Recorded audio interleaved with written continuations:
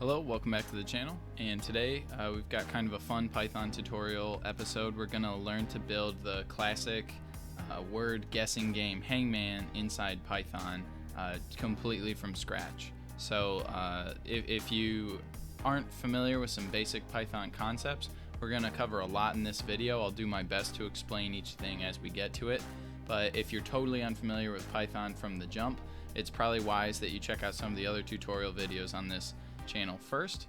But without any further ado, let's go ahead and get into this. So essentially, Hangman, you've probably played it, is one player or person will guess a word, and then the other person only gets so many chances to guess the letters one at a time in that word, hopefully guess the secret word before the little drawn stick figure gets fully filled in and hung, which is when the player guessing loses. So it's pretty fun, and let's just jump into kind of taking a look at one way of writing the code for it.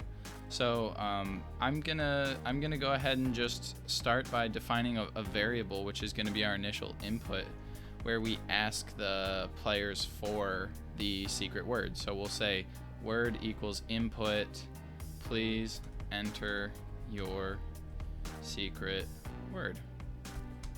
Okay, and then this is going to default to string because Python's default inputs always come in as string. If we wanted to be super sure that we read it in as a string, like if for some reason someone punched in numerical characters or whatever, we could do that. I'll leave it in there. You don't need the str there. And then let's see.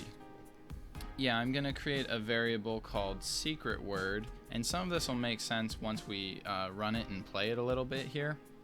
But I'm basically going to say for I in range, for I in range length, I got caps lock on. For I in range, and then the length of our word, I want the secret word, put a colon there, I want my secret word to add one character of just these little stars. So if you think about what we just did, we are getting an input for a word from a player, and then we are making a secret word that is that same length that is going to be just starred out. So it's kind of going to look like when you enter your password in a text input and the letters don't show up, it's just these stars. So that's pretty cool. We could do stars or we could do dashes. It doesn't really matter. I'll do stars. I think that looks good and secretive. Okay, and then so now we've created a word, we've created a secret word, and let's go ahead and kind of make, let's start making the game logic. So we want to say while the word is not equal to the secret word. So the way I'm picturing us playing this game is every time you make a guess, we're going to create functions that go through and check if each character in word is equal to that guess you just made. And if it is, then we're going to update only that character of the secret word to show that letter. So if you put in apple and then guess P, the secret word now is going to be star, PP, star, star. So I like that way of doing it. So let's go ahead and say, well, the word is not equal to the secret word. This is going to kind of be every guess now, every iteration of the game.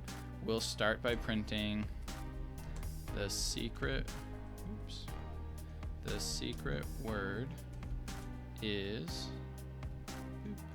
and then we will add the secret word. All right, so that's pretty cool. And then let's go ahead and get a guess, because this means that if we've gotten in this far, that the word hasn't been solved yet. So I'll create a variable right here called new guess, and let's go ahead and just create a function called guess. So we'll say new guess is equal to an actual guess process, and let's go ahead, go up here and make the guess function. So what do we want to do every time we guess? Well, we want them to input one letter, right? So we'll call it guessed letter, and we'll say input guess a letter. And that should do that. And now we have to check some stuff, because if someone enters like a phrase or accidentally enters multiple characters, we don't want to let them do that. So we'll just say if the length of guessed letter is greater than 1, then we're gonna make them enter it again. We'll say guessed letter equals input, and this time we'll tell them input guess 1 letter. All right, so that should handle if they enter a phrase or anything. You could build some while loop that's basically saying while guess letter is greater than 1, and continually make them re-enter it. I'm just gonna say it once and say like it was probably user error, but there's a couple ways you can write everything. So else we'll go ahead and return guess letter, right? Because that's what we want the guess to be. All right, and so then now that's just handled the each game loop of getting the next guess from the user.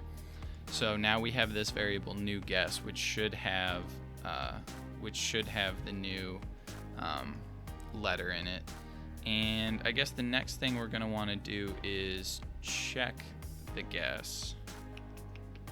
Yeah, so let's do secret word. Now we're gonna update our word and call it check guess, okay?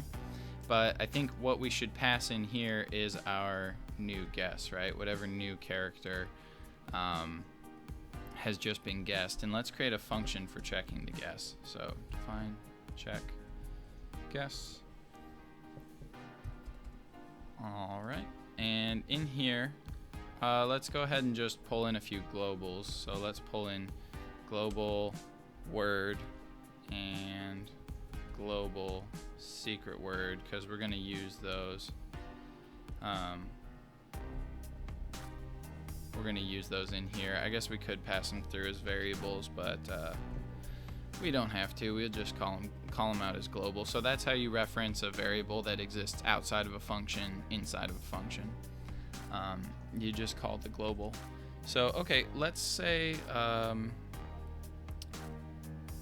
let's create an intermediate variable that we can just use in here and say my word equals secret word. And then for now, okay, yeah, for I in range. So what we're going to do now is we're going to go through each character of our word, and it's got to be length of word. We're going to go through each character of our word, and we are going to check and see if the guessed character was that character. So we'll say for I in range length of word, if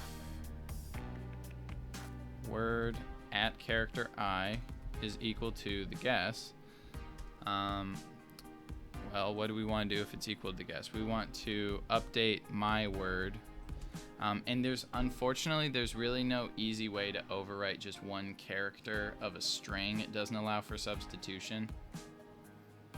So unfortunately, we can't just say like my word at I is now equal to guess. It's going to tell you it can't do that sort of like partial indexing. So what we have to do is kind of concatenate the before and after strings. So we'll say my word from the beginning of the word up to character I, and then concatenate it with our guessed, and then my word again from I plus 1, because what we've done is we've taken the actual character at position I and dropped it from the string. So going from the beginning to I, the way ranges work is they don't count the end point. So here we're saying start at my word. So again, if it was apple and we were replacing the L, and we said go from the beginning to the fourth character, it's going to add A, then P again, but it's going to stop at 4. It's not going to include 4. So that's why we can write it this way instead of I minus 1. And then we'll add the guess, and then we'll add my word from I plus 1 to the end of the string. So that's basically picking the secret word apart and then inserting our character into the middle of it and then putting it back together. Okay, so then we'll go ahead and once that's done, we're going to return my word. And let's put some spaces in here. And that should do it for checking. So let's go ahead and just run this real quick and see where we're at. Enter your secret word. Well, I'll say apple. Okay, so here you can see right away we get 5 hidden characters. Let's guess a letter. Let's guess A. That's pretty cool. The secret word is A star star star. P. All right. L. Let's try guessing like Q. W. Yeah, you can see nothing's there. E. So, and then as soon as we guess the last letter in the word, it finishes. So that's pretty awesome. We've built the basics of what you need to get a functioning game right here, but obviously things like keeping track of lost characters and then actually drawing the figure if you die, it's not in place yet, and that would make this game a lot more fun.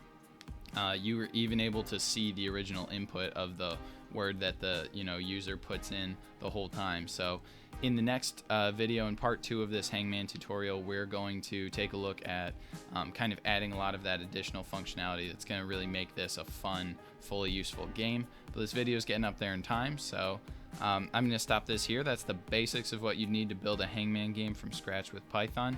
Hopefully you found this kind of cool, kind of useful. If you have any comments for me or thoughts on what you'd like to see next, feel free to let me know in the comments below. And if you found this or anything else on the channel useful, I always appreciate a like and a subscribe. It helps the channel out a ton.